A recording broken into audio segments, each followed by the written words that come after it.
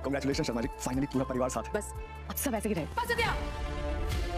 आज आपने साबित कर ही दिया है मासा कि आपका सारा प्यार झूठा था। बहुत बेइज्जती नहीं सह सकते, हम ये घर छोड़ के जा रहे हैं। मैं कृष के पापा और बच्चों के साथ घूमने के लिए आऊं। मैं द्वारिका का फैसला नहीं पूछा।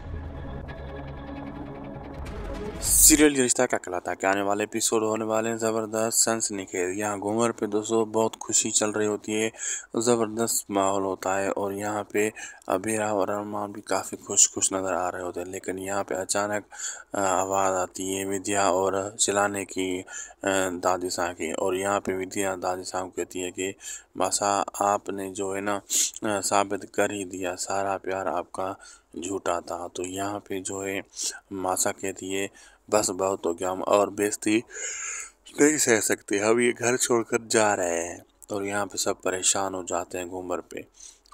वीडियो अच्छी लगी तो लाइक शेयर सब्सक्राइब करना ना भूलिएगा। मिलते हैं आपसे अगले की ज़बरदस्त अच्छी वीडियो में।